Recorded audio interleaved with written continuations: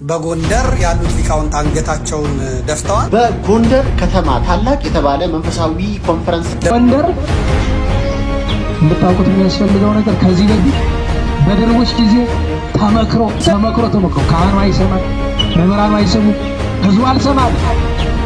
ጎንደር ኢየሱስ እንዲቀበል ጌታን እንዲቀበል ሊያደርጉት ሊሄድ ነው። ጎንደር መጣልህ ባንጃ መግቢያህን እንደ ብሎ ባንጃ ማለት ጎንደርን እስከ መሰረቷ ይፈነቅላል። አሁንም ያ ባንጃ ዝግጅቱን ጨርሶ እየጠበቀ ነው።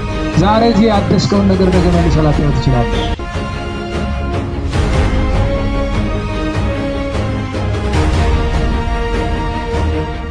ሰግጥ ፈምስ ብሎ ሚሊዮን ብር የሚያገኝ መኪና የሚሸለምና መጅራት መጥቶ ሚሰርቅ መካከል ልዩነት የለው። አዶናይ እመቤታችንን ስም በመጥራት የተነሳ በዙሪያ የዳቢሎስ ሰራዊት ከቧል። ሰላም ለእናንተ ይሁን። እንደምን አላችሁ? እንደምን ቆያችሁ? አሜን። አምላከ አበው ቅዱስ እግዚአብሔር ስሙ የተመሰገነ ይሁን። በዛሬው ቪዲዮ በጎንደር ከተማ ምን እየተፈጠረ ነው ያለው ነገር ምን ይመስላል? ከዚህ በፊት ወንድማችን ዘመድኩን የተናገረው ነገር እየተፈጸመ ያለ ይመስላል። እጅግ በጣም አሳዛኝ ነው። እሱን የምናየው ይሆናል። እንዲሁም ደግሞ ዲያቆን ዮርዳኖስ አበበም ስለዚህ ጉዳይ ስለ ጎንደር የተናገረው አስደንጋጭ ነገር አለ። ባንጆ ምንድነው? እሱን የምንመለከት ይሆናል። እንዲሁም ደግሞ በሌላ ቪዲዮ በአዶናይ ጉዳይ አንድ አጥማቂና አንድ ሸሁ እየተፋጠጡ ይገኛሉ። አንዳቸው ደጋፊ አንዳቸው ተቋሚ ሆኖ ማለት ነው። ሰግጥ ፈሚስ በሚለው ዙሪያ ማለት ነው። እሱን የምንመለከት ይሆናል። እንግዲህ ይህንን ሁሉ የምናየው ይሆናል ዛሬ ማለት ነው። ቪዲዮ ላይክ በማድረግ እንጀምር። ትናንት በነበረ ሌላ አዋርድ ሽልማት ላይ ደግሞ ማርያማዊት የተባለች አርቲስት የእመቤታችን የቅድስት ድንግል ማርያም ስንስል ከፍ አድርጋ አጀብ አሳኝቷለች ሰው ማለት ነው። እስኪ ቪዲዮ ነው። ወርቀ ዘቦ ለብሰው በቤቱ ከሞሉት በሐርና ከዚህ ጋር ማርያማዊትን በደንብ ተመልክቷት የወስነ ስሉን ዝቅ ብላ ትሰማዋለች። ስታዩ በጣም ደስተኛ ነበረች የእመቤታችን ስነ ስል ስታዩ። ከዛም ደግሞ የመድኃኒዓለም የክርስቶስን ስነ ስል በዚህ መልኩ ትስማለች ማለት በአደባባይ። ዛሬም ድንግል ማርያምን ሌላኛይቱ አርቲስት ማርያማዊት ደግሞ አክብራለች ማለት ነው። እጅግ በጣም ደስ የሚያሰኝ ነው። በዓለም ላይ መሆን የማይቻሉ ድንግል ማርያምን ነው ይላል። በዓለም ላይ መሆን አይቻል። ለምሳሌ ሊቅ ሊቅን ይተካል። የመጽሐፍ መምህር የመጽሐፍን መምህር ይተካል። በዓለም ላይ የማትተካ ድንግል ማርያም ናት። ኤልያስ ኤልሳን ተክቷል። ለምሳሌ እነ ኢሳያስ እነ ሕዝቅኤልን ተክተዋል። በሐዲስ ኪዳንም ሐዋርያት ሐዋርያን አበውን ተክቷል። ጴጥሮስ ቀለሚጦስ ዘእስክንድርያን ተክቷል። ዘሮምን ተክቷል። ወንጌል ቅዱስ ዮሐንስ እነ ፖሊካርፐስን ተክቷል። እና አግናጢዮስን እነ ፖሊካርፐስ ሄሬኒዮስን ተክቷል። እነ ሄርማ እረኛም ተተክተዋል። በሀገራችን እና አባ ዮሐኒ ኢየሱስ ማን ተክቷል። ኢየሱስ ማ አባ ተክለ ሃይማኖትን አቡነ ተክለ ሃይማኖት 12 ደቀ መዛሙርት ተክቷል። የቅኔ መምህር የቅኔ መምህርን ይተካል። የአቋቋም መምህር የአቋቋም መምህርን ይተካል። ሊቅ በሊቅ ይተካል። እማትተካ ድንግል ማርያም ብቻ ናት። ሁለተኛ ነብይ አይተን እናውቃለን። ሁለተኛ ሐዋርያ አይተን እናውቃለን። ሁለተኛ ማርያም ግን በዓለም ላይ የለችም። በየትኛውም የዓለም ድንቃ ድንቅ ተአምር ውስጥ በእሳት ላይ የተራመደ ሰው እናውቃለን። በውሃ ላይ ተራመደ ተብሎ ዓለም ለራሱ ፍላጎት እገሌ እኮ እንዲያረገ ተብሎ ድንቃ ድንቅ ጂኒስ ላይ ተመዝግቧል። በዓለም ድንቃ ድንቅ ውስጥ ግን አምላክን የወለደች ሴት ልታሳየኝ አትችልም። ወደፊትም ወደ ኋላም እስከ ምጽአት ዘመን የማይኖር ከሰው ወገን ኑሮ የድንግል ማርያም ኑሮ ነው። በቃ አንዴ የተኖረ ኑሮ ነው። አንዴ የማይደገም ህይወት ነው። አምላክን ድንግል ሆና የድንግልን ወተት ያጠጣች፣ አምላክን ታቅፋ በአብ እቅፍ ያለ ወልድን ማቀፍ፣ ይሄ የትም የማይገኝ ጸጋ ነው። ለዚህ ነው ከፍጡራን ትበልጣለች ያለው። በእውነት ለዚህ እጹብ ድንቅ የሆነ ሚስጥር እኛም በኮሜንት መስጫ ሳጥን ላይ ማርያም ማርያም ማርያም እያል እስኪ ድንቅ ሚስጥር መሆኑን እንግለጸው። ማርያም ከስሟ ራሱ ያለውን ድንቅ ሚስጥር ማርያም ማርያም በማለት እንግለጸው በኮሜንት መስጫ ላይ። እስኪ ስለ ጎንደር ምንድነው የተካሄደ ያለው፣ በጎንደር ምንድነው ይሆን ያለው የሚለውን አሳያችኋለሁ። ከዛ በፊት ግን ዘመድኩን በቀለ ስለ ጎንደር አስቀድሞ የተናገረውን ነገር እስኪ እንመልከት። መቱ እንዲወጡ ተደርገዋል እና አባ ዮሴፍ የሚባሉ አሉ ያንን እንዲቆጣጠሩ ያን እንዲመቱ በነ ዳንኤል ክብረት በነ አብይ አህመድ በነ አገኘሁ ተሻገር የተላኩ የጎንደርን ቤተ ክህነት አንቀው ያዙ። ታስታውሳችኋላችሁ። አባ ዮሴፍ ማለት የዋሃቢ እስላሙ አቶሚክ ቦምብ ነው ምናምን ቦምብ በገበያ ውስጥ አስቀምጠው ጎንደርን ሊያወድሟት ነበረ ብለው የነበሩት ሰው ናቸው። ዛሬ ሊቃውንቱን በሙሉ ከጎንደር አስወጥተዋል። በጎንደር ያሉት ሊቃውንት አንገታቸውን ደፍተዋል። እዛ አሁን ሌላው እግሩን እንዲያስገባ አድርገዋል።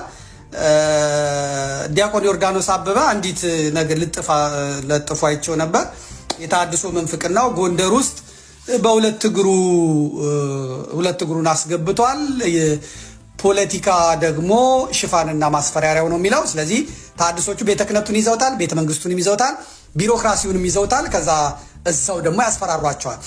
ልክ ስትናገሯቸው ፋኖ ናችሁ ይሏቸዋል፣ ጸረ ልማት ይሏቸዋል፣ ጸረ ምን ይሏቸዋል። ለማሰር፣ ለመምታት፣ ለመግደል ተመችቷቸዋል። ብዙ ጊዜ በምዕራቡም በምስራቁም የምንፍቅናው የሚፈላበት የሚራባበት ጊዜ ሀገር እንደዚህ አይነት ቀውስ ውስጥ ስትገባ ነው። የዋሃቢ እስላምን የጽንፈኛ የፕሮቴስታንቱም ኃይል ራሱን የሚያደራጀውና ራሱን የሚያስፋፋው በእንደዚህ አይነት ወቅት ነው። አሁን ኦርቶዶክስ መሆን መሸማቀቅ ነው። ኦርቶዶክስ መሆን በፍርድ ቤት በፖሊስ ጣቢያ ተሰሚነት የለውም፣ ተደማጭነት የለውም። ስለዚህ በዚህ ሰዓት ለምን እንዴት ብሎ የሚጠይቅ በሙሉ ዋጋውን ያገኛል።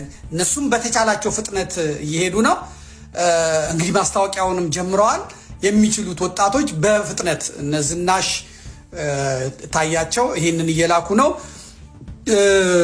ሰሜኑን ለጎንደር ለመስጠት በዘመቻ መልክ ማስታወቂያ እንዲሰራላቸው፣ ፕሮሞሽን እንዲሰራላቸው፣ የቴሌቪዥን ፕሮግራሞች እንዲሰሩላቸው፣ ምናልባትም የአየር ትኬት የሆቴል ማረፊያም የክልሉ መንግስት ሊያዘጋጅ ይችላል። እነሱም ደግሞ ፈንዳላቸው ችግር የለባቸውም።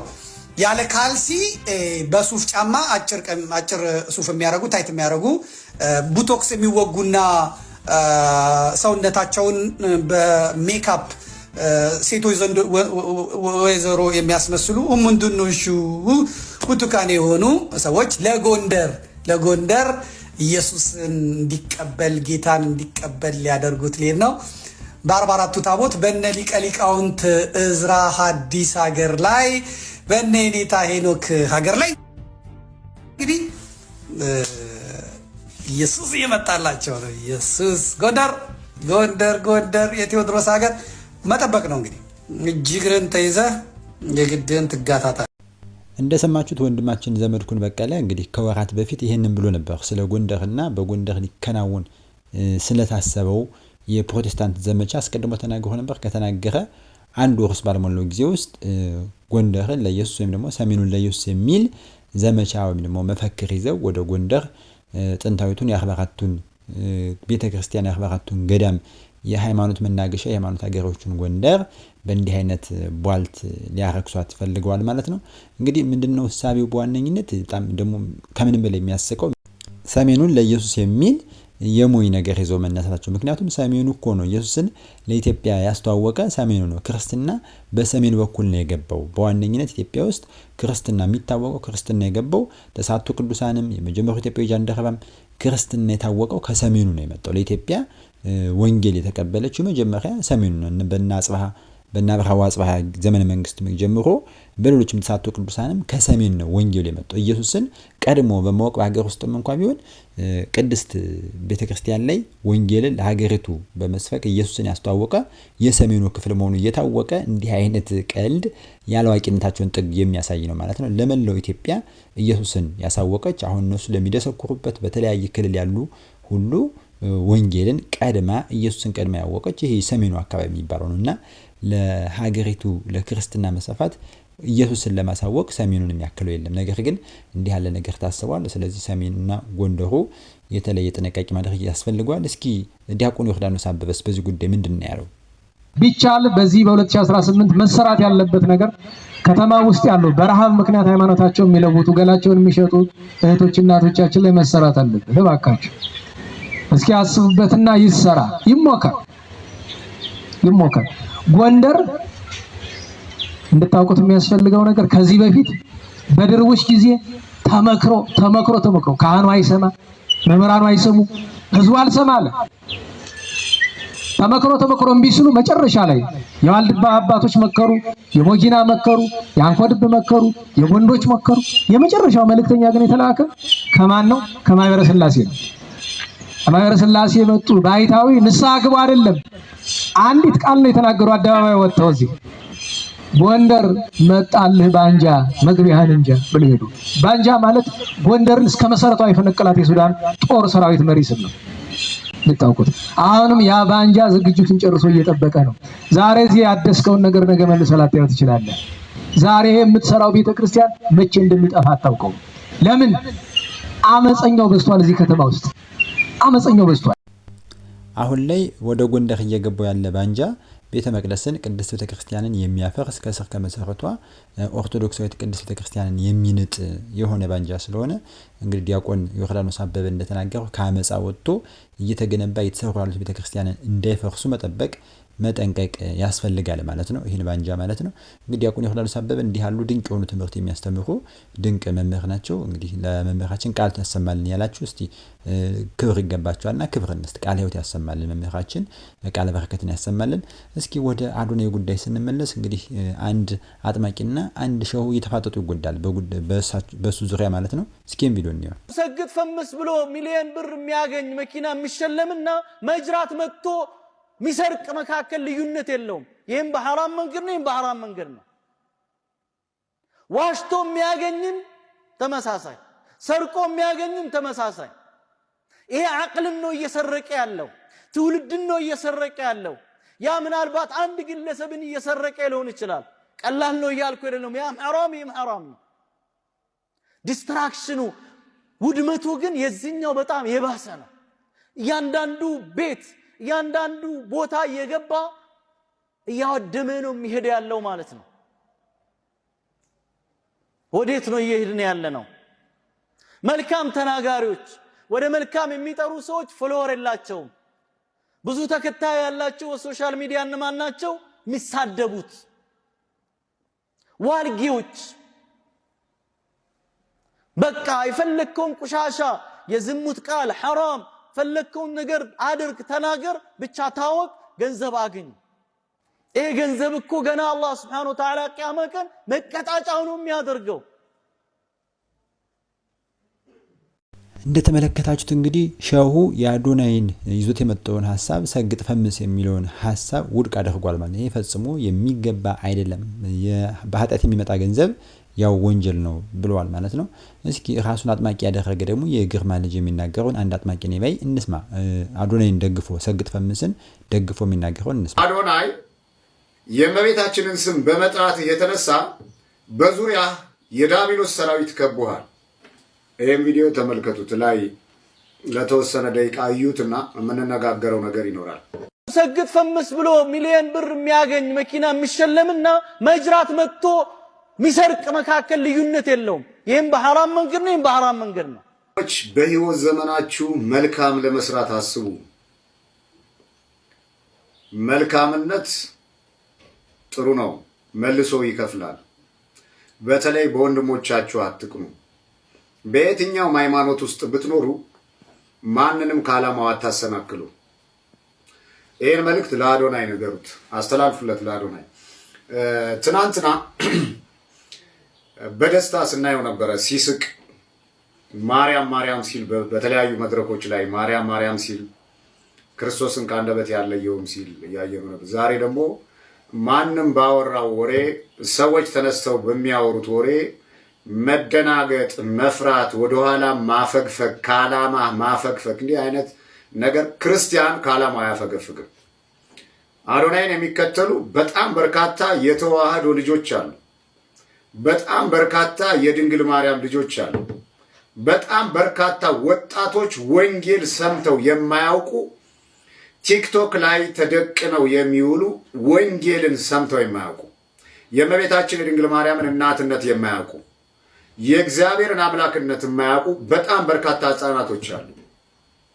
በጣም በርካታ ልጆች አሉ። አሁን ዛሬ አዶናይን የሚከተሉ ማለት ነው። ስለዚህ አዶናይ የእመቤታችንን ስም በመጥራት የተነሳ በዙሪያ የዳቢሎስ ሰራዊት ከቦሃል። በዙሪያ በዚህ ሰዓት መፍራት፣ መደንገጥ፣ መጨነቅ አያስፈልግም። ከዓላማ ማፈግፈግ አያስፈልግም። በዚህ በኢፌሶን ምዕራፍ 6 ላይ ከቁጥር 11 የተጻፈ ቃል አለ። የዳቢሎስን ሽንግልና ትቃወሙ ዘንድ እንዲቻላችሁ የእግዚአብሔርን ዕቃ ጦር ልበሱ ይላል። በሚጨንቅህ ጊዜ፣ በሚጠብህ ጊዜ፣ የሰዎች ዛቻ በሚያስፈራራ ጊዜ አትጨነቅ፣ አትደንግጥ። ወደ ቤትህ ግባ፣ ስልክህን ዝጋና ጸሎት አድርግ። ከአጠገብህ ያሉ አንተን እንወዳሃለን የሚሉ በርካታ ልጆች ሊኖሩ ይችላሉ። እነሱን ተጠንቀቃቸው።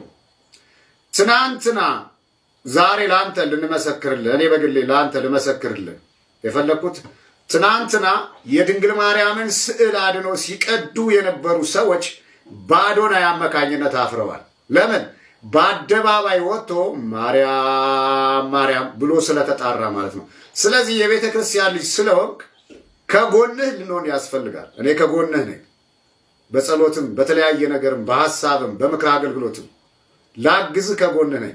ማንም ባወራው ወሬ ማንም በሚዝተው ዛቻ ከዓላማህ እንዳትደናቀፍ መበርታት አለብህ። ሲቀጥል በመጽሐፍ ቅዱስ ውስጥ ባሉ የእግዚአብሔር ቃላት እንነጋገራለን። በሁሉም ዘንድ እየጨመራችሁ የሚንበለበሉትን የክፉን ፈላጻዎች ሁሉ ሊያጠፋ የምትችሉበትን የእምነት ጋሻ አንሱ ይላል መጽሐፍ ቅዱስ። በአንደበት ብቻ የእግዚአብሔርን ስም ጠርቶ ማሸነፍ አይቻልም። ታውቃላችሁ ክርስቲያኖች፣ አዶናይን የምትከተሉ የተዋህዶ ልጆችና የድንግል ማርያም ልጆች በአንደበት በምላስ በመናገር ብቻ ያለ ተግባር የጠላትን ኃይል ማንበርከክና ማሸነፍ አይቻልም። የጠላትን ኃይል ማሸነፍና ማንበርከክ የሚቻለው ስንጸልይ ነው። እግዚአብሔርን ስንከተል ነው። የጸሎት ሰዎች ስንሆን ነው። ሌላው እባካችሁ ከቅናትና ከምቀኝነት ራቁ። ደግና መልካም ሰዎች ለመሆን አስቡ። ከዛ ውጭ ግን አዶናይ ባለስልጣናት ጋር አትጠጋ፣ ፖለቲካ ውስጥ እጅህን አትንከር፣ አትጠጋ። ተረት ተረት ወሬ ሰምተህ የተረት ተረት ወሬን ለኔ ሊሆን ይችላል አትበል። ስለ ቴድሮስ ስለ ምናምን ስታወራ ይሄ ቡና እየጠጡ ሰዎች የሚያወሩት ወሬ ነው። ከዚህ እራቅ። የመጣህበትን ዓላማ ከመንፈሳዊ ማንነት ጋር እያጣቀስክ ግብ ለመምታት ስትቸገርና ስትጨነቅ ተስፋ የመቁረጥ ችግር ሲገጥምህ ጸሎት አድርግ። ሰላም ለኪ ብለህ የእመቤታችንን ጸሎት አድርግ፣ ታሸንፋለህ። ባልባሌ ቦታ ላይ ከማይሆኑ ሰዎች ጋር አትግጠም፣ አደጋ እንዳያመጡብህ ማለት ነው። ከዛ ውጭ ግን የቤተ ክርስቲያንን ወዝ እንዲመለስ በሕፃናቱ፣ በወጣቶቹ፣ በልጆቻችን እንዲመለስ ስላደረግ ቤተ ክርስቲያን ታከብራለች፣ ቤተ ክርስቲያን ትወዳሃለች፣ ቤተ ክርስቲያንም ትጸልይልሃለች ማለት ነው። ማንም ሲያገሳብህ አትፍራ። አንተን የሚጠብቅ መልአክ አያንቀላፋም። በሌላ ፕሮግራም መልሰን እንገናኛለን። የሁለቱን የሃይማኖት ሰዎች ሀሳብና አቋም ሰምታችኋል፣ እንደተመለከታችሁት ነው። ለመሆኑ በዚህ ጉዳይ የእናንተ ሀሳብስ ምንድን ነው? ሰግጥ ፈምስ በእውነት ለበጎ ነገር መዋል የሚችል ነው? ሰግጥ የሚለው ለበጎ ነገር ከሀፍረት ከፍርሃት ከመጨናነቅ መስራት የፈለግከውን ነገር ከይሉንታ ወጥተህ እንድትሰራ የሚለውን ሀሳብ የምትደግፉ ናችሁ ወይስ ሰግጥ ፈምስ የሚለው ፈጽሞ ድድብናን አላዋቂነትን ሳይሰሩ መበልጸግን ሀፍረትን ይሉንታ ቢስን የሚጥል ከኢትዮጵያ ባህል ጋር የማይሄድ እጅግ በጣም ኋላ ቀርነትን አለመማርን አላዋቂነትን የሚያበረታታ ባጭር የመክበርን የሚያመጣ ጉዳይ ነው ትላላችሁ። ከየት ወገን ነው የእናንተው ሀሳብ? እስቲ በኮሜንት ላይ ሀሳባችሁን አስፈሩ እናንተ ማለት ነው። እንግዲህ እነዚህ ሁለት ሰዎች ይህንን ሀሳብ ሰጥተዋል ማለት ነው። የእናንተንም ሀሳብ በኮሜንት ላይ መግለጽ ይኖርባችኋል። ለዛሬ ያዘጋጀሁት ቪዲዮ ይህን ይመስላል። ሰላም ለእናንተ ይሁን። ሰላም ቆዩ።